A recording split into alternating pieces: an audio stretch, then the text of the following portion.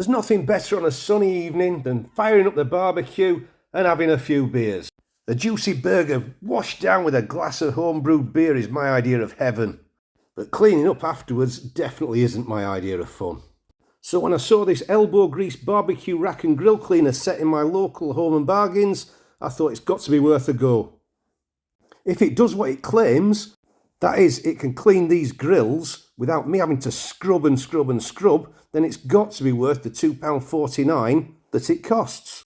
Welcome to Big Ted's Home and Garden. In this video we're going to be testing this Elbow Grease barbecue cleaner to see if it can make cleaning the barbecue a lot easier.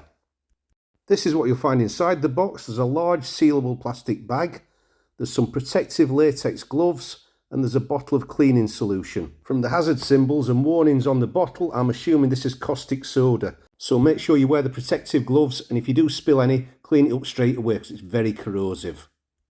Using this cleaning kit is very straightforward. Open up the bag, and you should find that it's easily big enough for you to slide in your dirty grills. Just be careful not to puncture the plastic with any sharp edges or hooks. The bottle containing the cleaning solution has a childproof lid. So open that up and then pour in the solution onto your barbecue rags. As you can see, it's quite a viscous gel. The gel obviously has to be in contact with the organic matter that's stuck to the grills. So turn it over and then seal the bag. Try and get as much air out as you possibly can. Once you've expelled the air from the bag and sealed it, it's a good idea to turn the bag several times, as this allows the gel to run down and coat the entire surface of all the grills. You'll probably see that the gel starts to break down the fat pretty quickly. Once you're happy that every surface is coated with the gel, you can then leave it to allow the caustic soda enough time to break down any stubborn deposits. I turned it every few hours to allow fresh solution to pour over the dirty grills. It's recommended that for black painted grills like these, 3 hours is the maximum recommended. But for chrome or stainless steel grills you can leave it overnight. The final stage simply involves washing off the residue with warm soapy water. Make sure you've got your protective gloves on again, and then carefully remove the grills from the bag and place them into the soapy water, and you can then wipe off any residue. I'm using a microfiber cloth to do this. It's very simple, there's no scrubbing involved. Comes off easily.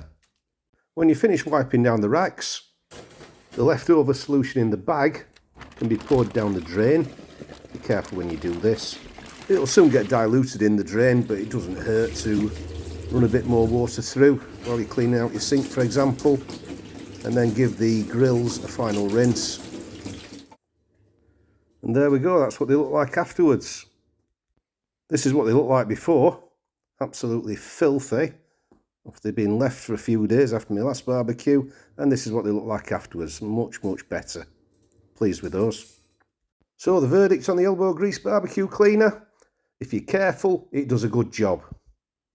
It's certainly a lot easier than scrubbing, and it doesn't cost a lot.